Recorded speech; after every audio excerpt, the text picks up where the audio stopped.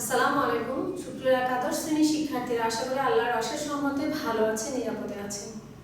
National ideal girls college আয়োজিত এনআইসিসি online কার্যক্রমে আপনাদেরকে স্বাগত জানাচ্ছি। আমি আইনুন নাহার, জীববিজ্ঞান বিষয়ক প্রভাষক। শিক্ষার্থীরা, আজকে আমি আপনাদের সাথে 21তম অনলাইন ক্লাসে যুক্ত হচ্ছি।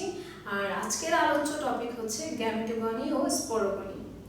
আপনারা জানেন যে অধ্যায়টা আমি শুরু করেছি, অর্থাৎ অণুজীব অধ্যায়, সেখানে আমি আপনাদের প্লাজমোডিয়াম ভাইরাস অর্থাৎ ম্যালেরিয়ার জীবাণু যে মানবদেহ এবং মশকের মাধ্যমে যে বংশবৃদ্ধি ঘটায় এবং বিভিন্নভাবে রোগ সৃষ্টি করে, সেই টপিকটি আমি আপনাদেরকে পড়াচ্ছি। সেই ম্যালেরিয়ার জীবাণু বংশবৃদ্ধির প্রক্রিয়াগুলো আমি ধারাবাহিকভাবে আপনাদেরকে পড়িয়েছি। আজকে ম্যালেরিয়ার জীবাণু মশকের দেহে যে বংশবৃদ্ধি, সেটি আমি আপনাদেরকে আজকে পড়াবো। শিক্ষার্থীরা, তাহলে চলুন বোর্ডে যাচ্ছি। আর বোর্ডে যাওয়ার আগেই বলে নিচ্ছি, আমাদের কলেজ কর্তৃক নির্ধারিত বইটি অবশ্যই সাথে নিয়ে টপিকটি বোঝার চেষ্টা করবেন। আমি চিহ্নিত চিত্রের মাধ্যমে আপনাদেরকে বুঝাবো। আপনারা যখন চিহ্নিত চিত্রের মাধ্যমে বুঝবেন, চিত্র আঁকা এবং ব্যাখ্যাটা দেওয়া আপনাদের জন্য সহজ হবে।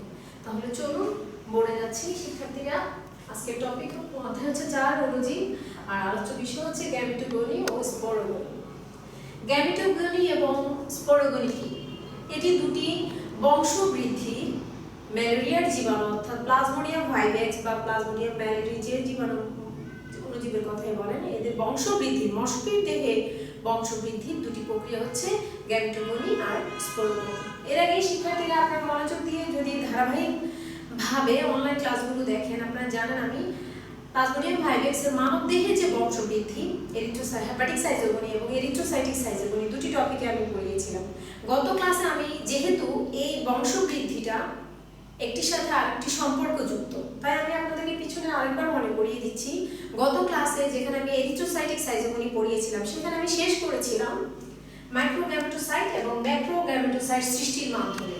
অর্থাৎ এরিথ্রোসাইটিক সাইজোগনিতে ম্যালেরিয়া জীবাণু মানবদেহের এরিথ্রোসাইটে লোহিত রক্তকণিকায় যে পর্যায়ে গিয়ে শেষ হয়, সেটি ছিল ম্যাক্রোগ্যামেটোসাইট এবং মাইক্রোগ্যামেটোসাইট। আপনারা দেখেন শিক্ষার্থীরা মনোযোগ দিয়ে, মাইক্রোগ্যামেটোসাইট কোষটি আকারে ছোট কিন্তু নিউক্লিয়াসটি আকারে বড়। মাইক্রোগ্যামেটোসাইট এটি হলো পুংজনন কোষ, আর ম্যাক্রোগ্যামেটোসাইট এটি হচ্ছে স্ত্রী জনন কোষ। এটি কোষটি বড় কিন্তু নিউক্লিয়াসটি হচ্ছে আকারে ছোট। এই দুটি পর্যায়ে আমি এরিথ্রোসাইটিক সাইজোগনিতে মশকি প্লাজমোডিয়াম যে দুটি পর্যায়ে শেষ হয়, সেই দুটি পর্যায়ে ছিল ম্যাক্রোগ্যামেটোসাইট এবং মাইক্রোগ্যামেটোসাইট। মশকি যখন মানুষকে আবারও বলছি, মশকি যখন মানুষকে কামড় দেয়, তখন মশকি লালার মাধ্যমে, সুপ্রিয় শিক্ষার্থীরা মনোযোগী হবেন, মশকি লালার মাধ্যমে এই ম্যাক্রোগ্যামেটোসাইট এবং মাইক্রোগ্যামেটোসাইট অবস্থায় ম্যালেরিয়ার জীবাণুটি মশকির দেহে প্রবেশ করে। আবারও বলছি শিক্ষার্থীরা, আমি এরিথ্রোসাইটিক সাইজোগনিতে যে দুটি দশা এসে শেষ হয়েছিল, সেটি ছিল ম্যাক্রোগ্যামেটোসাইট ও মাইক্রোগ্যামেটোসাইট। সেই দুটি দশা অবস্থায় কোনো মশকি যদি মানব দেহের কোনো প্রান্তীয় অঞ্চলে কামড় দেয়, তখন এই দুটি অবস্থায় মশকি লালাতে ম্যালেরিয়ার জীবাণুতে প্রবেশ করে। মশকি লালাতে প্রবেশ করার পরে মশকির দেহের ভিতরে প্রবেশ করে মাইক্রোগ্যামেটোসাইট এবং ম্যাক্রোগ্যামেটোসাইটের যে পরিবর্তন, সেটাকে আমরা গ্যামেটোগনি এবং স্পোরোগনির মাধ্যমে ব্যাখ্যা করব। তাহলে প্রথমে আসুন গ্যামেটোগনি কি। শিক্ষার্থীরা মনোযোগ দিয়ে যদি দেখেন, মাইক্রোগ্যামেটোসাইট বা পুংজনন কোষ এবং ম্যাক্রোগ্যামেটোসাইট বা স্ত্রী জনন কোষ, এই প্রক্রিয়া দুটির মাধ্যমে যে ডিম্বাণু এবং শুক্রাণু উৎপন্ন হয়, সে দুটিকে একসাথে গ্যামেটোগনি বলে। আর শুক্রাণু সৃষ্টির প্রক্রিয়াকে বলা হচ্ছে স্পারমাটোজেনেসিস এবং ডিম্বাণু সৃষ্টির প্রক্রিয়াটাকে বলা হচ্ছে ওজেনেসিস। শিক্ষার্থীরা আবারও বলছি, মনোযোগ দিয়ে যদি বোঝেন, এটি জ্ঞানমূলক। শুক্রাণু সৃষ্টির প্রক্রিয়াকে বলা হচ্ছে স্পারমাটোজেনেসিস, আর ডিম্বাণু সৃষ্টির প্রক্রিয়াটিকে বলা হচ্ছে ওজেনেসিস। তাহলে আমরা যদি মনোযোগ দিয়ে দেখি, এটি হলো মাইক্রোগ্যামেটোসাইট, যেটি পুংজনন কোষ। পুংজনন কোষটি ক্রমান্বয়ে বিভাজিত হয়ে, শিক্ষার্থীরা মনোযোগ দিবে, নিউক্লিয়াসটি ক্রমান্বয়ে বিভাজিত হয়ে একটি দশা সৃষ্টি করে। এই দশার পরবর্তীতে এসে এটি যদি আপনারা দেখেন কোন আকৃতি, মাকু আকৃতি ধারণ করে এবং প্রত্যেকটির মাঝে নিউক্লিয়াস অবস্থান করে। এই মাকু আকৃতি নিউক্লিয়াস অবস্থান করে এবং এক্সপ্লাজেশন প্রক্রিয়ার মাধ্যমে এই মাইক্রোগ্যামেট অর্থাৎ শুক্রাণু সৃষ্টি হয়, যেটি মাকু আকৃতি। আবার মনোযোগ দিয়ে দিবেন, এটি মাকু আকৃতি, এটি হচ্ছে ম্যাক্রোগ্যামেট, যেটিকে বলা হচ্ছে শুক্রাণু বা স্পার্ম। আর শুক্রাণু সৃষ্টির এই প্রক্রিয়াটি হচ্ছে স্পারমাটোজেনেসিস। এবার আসুন ম্যাক্রোগ্যামেটোসাইট। ম্যাক্রো হচ্ছে স্ত্রী জনন কোষ, যেটি কোষটির আকারে বড় কিন্তু নিউক্লিয়াসটি ছোট।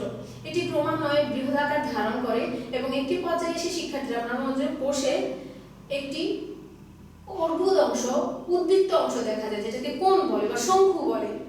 এই শঙ্কু অঞ্চলটা অভ্যর্থনা অঞ্চল বলা হয়, কারণ এটির সাথে শুক্রাণুটা মিলিত হয়ে নিঃসরণ সংঘটিত করে।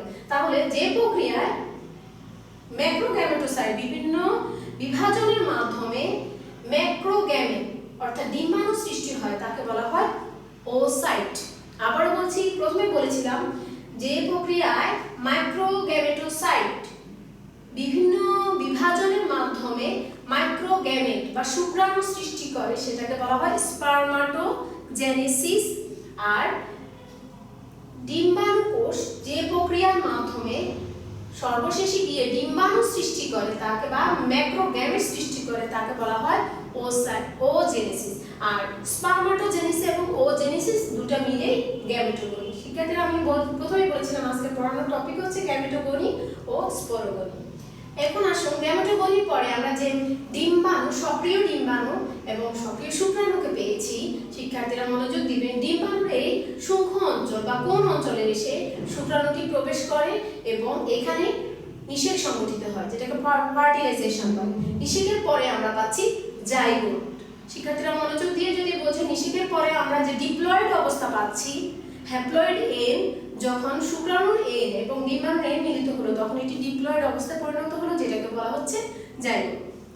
এই জাইগোট প্রায় 12 থেকে 48 ঘন্টা পরে শিক্ষার্থীরা আপনারা দেখবেন মাকু আকৃতি ধারণ করে, যেটাকে বলা হচ্ছে ওকিনেট। এটি মাকু আকৃতি ধারণ করেছে এবং এটিকে বলা হচ্ছে ওকিনেট। এটি সক্রিয়, এটি সক্রিয়তার সাহায্যে মশকির ক্রপের প্রাচীরে গিয়ে সংযুক্ত হয়। মশকি বলতে মশার ক্রপের প্রাচীরে গিয়ে সংযুক্ত হয়। সংযুক্ত হওয়ার পরে শিক্ষার্থীরা খুব মনোযোগ দিয়ে যদি দেখেন, এটি ক্রপে সংযুক্ত হয়ে মশকির ক্রপের দুই প্রাচীরের মধ্যে আবদ্ধ হয়, যেটাকে বলা হচ্ছে এটি চারপাশে সাইটোপ্লাজম দ্বারা আবৃত হয়, যেটাকে তরুণ ও সিস্ট বলা হচ্ছে। আবারও বলছি, এটাকে বলা হচ্ছে যখন মশকির ক্রপের প্রাচীরে গিয়ে এটি আবদ্ধ হয় তখন এটাকে বলা হয় ওসিস্ট। এটি সম্পূর্ণ মশকির একটি দেহ এবং ওকিনেটটা যখন মশকির প্রাচীরের সাথে যুক্ত হয় তখন ওটাকে বলা হচ্ছে ওসিস্ট। পরবর্তী ধাপে এসে আপনারা দেখেন ওসিস্টের ভিতরে যে নিউক্লিয়াস আছে এটি বহু গুণ, প্রায় 3 থেকে 4 গুণ বিবর্ধিত হয়ে বিভাজিত হয়। নিউক্লিয়াসগুলো বিভাজিত হয়ে আগের নিউক্লিয়াসের তুলনায় 3 থেকে 4 গুণ বর্ধিত অবস্থায় আসে, যেটাকে আমরা ওসিস্ট বলছি। এবং এখানে বলা হচ্ছে যে নিউক্লিয়াসের বিভাজন, অর্থাৎ এখানে একটি নিউক্লিয়াস ছিল, এটি বহু বিভাজনের মাধ্যমে এই অবস্থার সৃষ্টি হয়। পরবর্তী ধাপে এসে পরিস্ফুটনরত ওসিস্ট, অর্থাৎ এখন প্রত্যেকটি নিউক্লিয়াসের চারপাশে সাইটোপ্লাজম এবং প্লাজমা মেমব্রেন যুক্ত হয়ে এই নিউক্লিয়াসগুলো পুনরায় বিভাজিত হওয়ার জন্য প্রস্তুত থাকে, যার কারণে এটাকে বলা হচ্ছে পরিস্ফুটনরত ওসিস্ট। শিক্ষার্থীরা এর পরবর্তী ধাপটাকে যে পরিবর্তনগুলো ঘটবে সেগুলোকে বলা হচ্ছে স্পোরোগনি। যদি আমরা জ্ঞানমূলক ভাবে আপনাদেরকে আমি বুঝাই যে স্পোরোগনি কি। স্পোরোগনি হচ্ছে যে প্রক্রিয়ার মাধ্যমে ওসিস্ট ক্রমান্বয়ে বিভিন্ন ধাপ অতিক্রম করে স্পোরোজয়েটে পরিণত হয়। আবার বলছি শিক্ষার্থীরা, যে প্রক্রিয়ার মাধ্যমে ওসিস্টগুলো ক্রমান্বয়ে বিভাজিত হয়ে স্পোরোজয়েটে পরিণত হয়, স্পোরোজয়েটে পরিণত হয়, এই অবস্থা থেকে এই অবস্থায় স্পোরোজয়েটে পরিণত হয়, সেটাকে বলা হচ্ছে স্পোরোগনি। তাহলে আমরা যদি এখন আসি, এগুলো ছিল পরিস্ফুটনরত ওসিস্ট। ওসিস্টগুলো এখানে এসে শিক্ষার্থীরা বিভিন্ন খাদ্য উপাদান গ্রহণ করে সাইটোপ্লাজম এবং প্লাজমা মেমব্রেনের সক্রিয়তার ফলে আবদ্ধ হয়ে এই ওসিস্টগুলো স্পোরোজয়েটে পরিণত হয়। এখন যে স্পোরোজয়েটগুলো পরিণত হয়েছে এগুলো এবং সক্রিয় এবং সচল স্পোরোজয়েট, এগুলো ক্রমান্বয়ে আরো পুষ্টি উপাদান গ্রহণ করে সক্রিয় হয়ে ওঠে। এখানে এসে ওসিস্টগুলো মশকির, আপনারা যদি দেখেন, ক্রপের প্রাচীরকে বিদীর্ণ করে। দেখেন ওসিস্ট বিদীর্ণ হয়ে স্পোরোজয়েটের বহিঃপ্রকাশ, ওসিস্টগুলো বিদীর্ণ হয়ে স্পোরোজয়েট বহিঃপ্রকাশ বাইর হয়ে আসছে এবং এগুলো ক্রমান্বয়ে মশকির লালা গ্রন্থির মাধ্যমে, ক্রপের মাধ্যমে লালা গ্রন্থিতে এসে জমা হচ্ছে।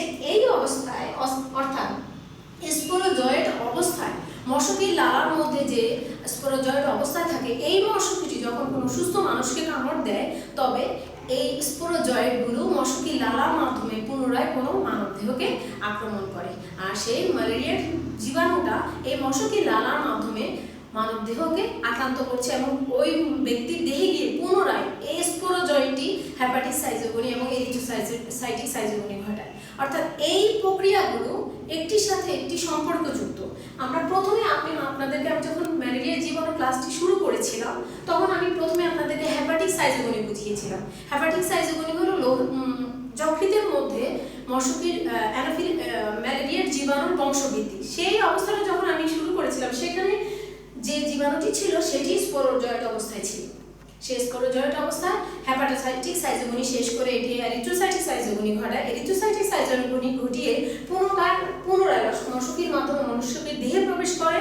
মশকির দেহে যখন প্রবেশ করে সেটি গ্যামেটোগনি ও স্পোরোগনি ঘটিয়ে পুনরায় আবার স্পোরোজয়েডে পরিণত হয় এবং এই স্পোরোজয়েড মশকির লালার মধ্যে এসে জমা হয়। মশকি যখন কোনো সুস্থ ব্যক্তিকে কামড় দেয় লালার মাধ্যমে জীবাণুটি কোনো সুস্থ ব্যক্তির দেহে প্রবেশ করে এবং তার দেহ ম্যালেরিয়ার সংক্রমণ ঘটে। এভাবে অ্যানোফিলিস মশকে প্লাজমোডিয়াম ভাইভেক্স বা প্লাজমোডিয়াম ম্যালেরি বা প্লাজমোডিয়াম প্যালসিপেরা বা প্লাজমোডিয়াম ওভেরি কারণ এই চারটা প্রজাতি আমাদের দেশে জীবাণু, এই চারটা প্রজাতির জীবাণু আমাদের দেশে ম্যালেরিয়ার সংক্রমণ ঘটায়, তাই এই চারটা প্রজাতির কথাই বলছি। এই ম্যালেরিয়ার জীবাণু এই মশকির মাধ্যমে আবার মানবদেহে গিয়ে সংক্রমণ ঘটায়, সেখানে বংশবৃদ্ধি ঘটে, পুনরায় এভাবে জীবন চক্র চলতে থাকে প্লাজমোডিয়াম ভাইভেক্সের কার মাধ্যমে? মানুষ এবং মশকির মাধ্যমে। আমি প্রথম ক্লাসে আপনাদেরকে বলেছিলাম মানুষ হচ্ছে এখানে মাধ্যমিক পোষক আর অ্যানোফিলিস মশকি অ্যানোফিলিস মশকির দেহ হচ্ছে প্রধান পোষক। আর আপনাদের এখানে প্রশ্ন হতে পারে কেন অ্যানোফিলিস মশকি, অন্য মশকি কেন ম্যালেরিয়ার জীবাণু বহন করে সংক্রমণ ঘটায় না? কারণ অন্য মশকির দেহে যে এনজাইমগুলো আছে সেগুলো এই প্লাজমোডিয়াম ভাইরাস বা ম্যালেরিয়ার জীবাণুকে ধ্বংস করে দেওয়ার মতো ক্ষমতা রাখে, কিন্তু অ্যানোফিলিস মশকের মধ্যে এই প্লাজমোডিয়াম ভাইরাস বা ম্যালেরিয়ার জীবাণু দশাগুলো স্টপ করার মতো কোনো ধরনের কার্যকর এনজাইম নেই। তাই অ্যানোফিলিস মশকই ম্যালেরিয়া জীবাণুকে বহন করে এবং সংক্রমণ ঘটায়। সুপ্রিয় শিক্ষার্থীরা, আমি চেষ্টা করেছি অ্যানোফিলিস মশকি এবং মানুষের দেহে প্লাজমোডিয়াম ভাইরাস যে সংক্রমণ ঘটায় সেই প্রক্রিয়াগুলো হেপাটিস সাইজোগনি, এরিথ্রোসাইটিস সাইজোগনি এবং গ্যামেটোগনি, স্পোরোগনি চারটি প্রক্রিয়ার মাধ্যমে আপনাদেরকে বুঝাতে, যেগুলো একটির সাথে একটি সম্পর্কযুক্ত। আপনারা যখন অনলাইন ক্লাসগুলো দেখবেন বই সাথে নিয়ে এবং ধারাবাহিকভাবে ক্লাসগুলো দেখার চেষ্টা করবেন, তাহলে অবশ্যই আপনারা প্লাজমোডিয়াম ভাইরাসের যে জীবন চক্র অর্থাৎ মানুষের দেহে এবং মশকির দেহে প্লাজমোডিয়াম ভাইরাসের যে জীবন চক্র সেটা আপনারা বুঝতে পারবেন ইনশাআল্লাহ। চেষ্টা করেছি আমি বুঝাতে, আশা করি আপনারা বুঝতে পেরেছেন। আর যদি বুঝতে সমস্যা হয় অবশ্যই লাইভ ক্লাসে আমাকে জানাবেন, আমি চেষ্টা করবো আবার বুঝিয়ে দিতে। তাহলে শিক্ষার্থীরা, শেষ করছি আজকের ক্লাস। এই ক্লাসের মাধ্যমেই আমি অধ্যায় 4-এর যে টপিকগুলো ছিল গুরুত্বপূর্ণ সেগুলো শেষ করছি। অধ্যায় 4-এর আজকে আমি লাস্ট ক্লাস নিয়েছি, এর পরবর্তীতে আমি নতুন আরেকটি অধ্যায় শুরু করবো ইনশাআল্লাহ। সেই ক্লাসগুলো আপনারা দেখবেন, আশা করি আপনারা উপকৃত হবেন। দেখা হবে পরবর্তী ক্লাসে ইনশাআল্লাহ। আসসালামু আলাইকুম।